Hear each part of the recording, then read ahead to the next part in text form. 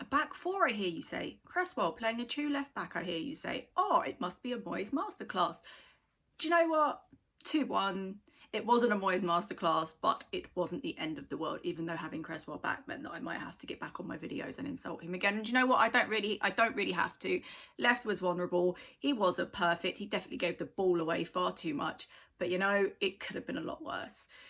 It wasn't a great start, and I'm interested to see people's opinions, so leave them down in the comments for me, about Fabianski. So was he off his line? Was he on his line? I've looked back at it. I've looked back at it a couple of times, and by a hair, he was off his line. He was off his line. In my opinion, I said I'm curious to hear anybody else's opinion on it. So he should have known better, in my opinion, because it was such a poor penalty. I mean, it was Lookman times 2, wasn't it?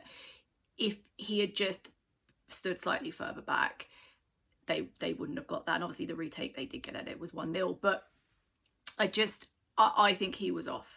And then the retake, that there are a lot of our fans I saw on social media arguing about encroachment with the retake. So again, I haven't watched that back. So in the comments, let me know what you think. It was just frustrating. I feel like Fabianski should have known better. It was a stupid thing to do. Soucek, however, so going away from that when we, went 1-0 down, Soucek's an absolute giant. Also, before I go and praise Soucek, I just want to praise our set pieces, because this season, I think it's 7 goals at that point we'd scored from set pieces. We made that 8 because we scored from a corner in the second half. But they're fantastic. I think our set piece taking is really good. Alright, there's the odd note that's missed, but overall, that's where the majority of our goals have come from. And do you know what? I'm not mad about it. I think it's great. And I think that's immensely helped by having Soucek, who is a giant of the game. I mean, the way he jumps, the height he gets when he jumps, he's tall anyway, loves the header. I can understand why teams absolutely fear him. He is fantastic. And as I said before, set pieces, ace, love them, carry on West Ham. So on to Hillier. Now, I know, everyone who talks to me knows that I will defend Hillier, and I have defended Hillier. I've defended him in my videos. I've defended him in my comments to people who are very anti-Hillier. So I think he's used as a bit of a scapegoat. However, and there's a big however, tonight I can't defend him because he missed one too many chances for me. Like, there were chances he missed that he should have absolutely just finished, and he didn't. When he slipped over when we were playing United, that's one thing. He was right there. They were sitters. They should have gone in. And that is very frustrating. And the thing is with Hillier, I'm wholly aware I don't think he belongs in our team. I don't think he fits in with our team. I can't see him fitting in with our team at any point. The talent's there, but I can't defend him tonight because he just wasn't very good. It was a total miss of a match for him.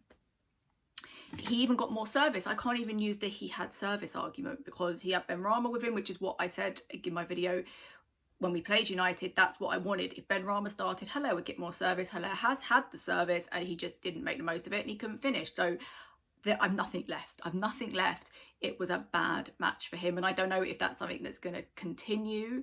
Obviously, when Antonio's fit again, I hope they don't bring him back too early, but that won't be for the next couple of games.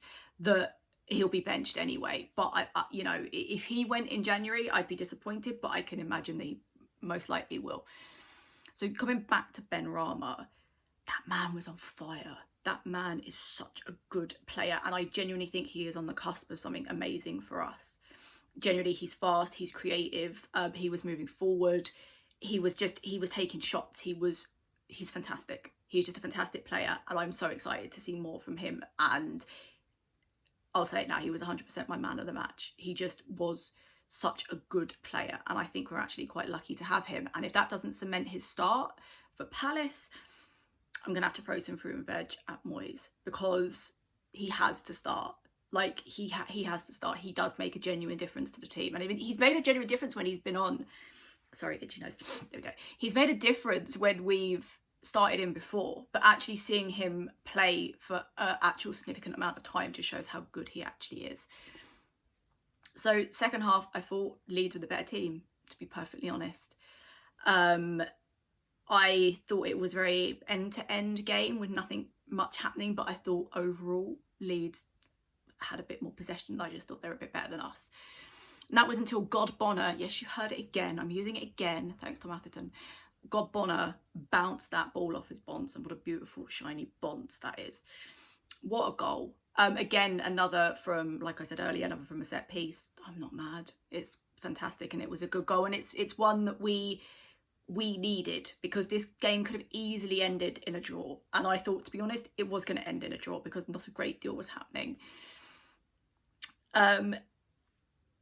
Leeds goalie, whose name I can't pronounce, so I'm not going to butcher it, I'm just going to call him the Leeds goalie, is very, very, very good. And Hillier had a bicycle kick shot, which, you know, again, should have gone in, but I don't blame him. It was a fantastic save. Even Hillier himself looked down at the grass and was like, I can't do anything else. No, you can't, because it was just such a good save, so I don't blame him for that.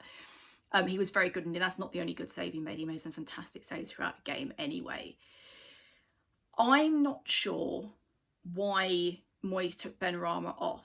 I'm still not entirely sure why he took Benrahma off, but I'm not going to slag off the subs. There's no point, doesn't matter. But I still don't know why he took him off. He took off the best player in the game.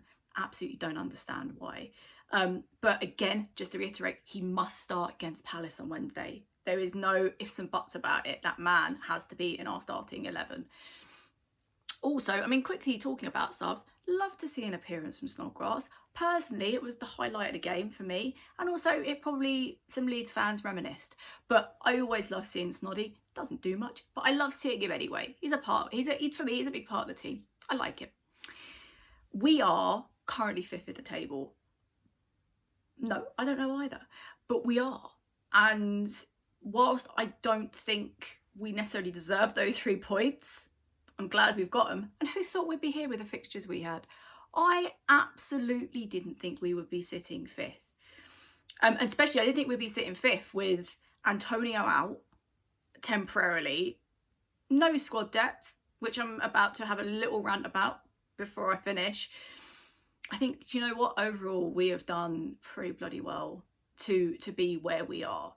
And talking of lack of squad depth, our bench. What bench? I know there was no bench. It was terrible. Like, I could imagine other fans, teams looking at that bench and being like, and just laughing, because that's what I did. We have to invest in January.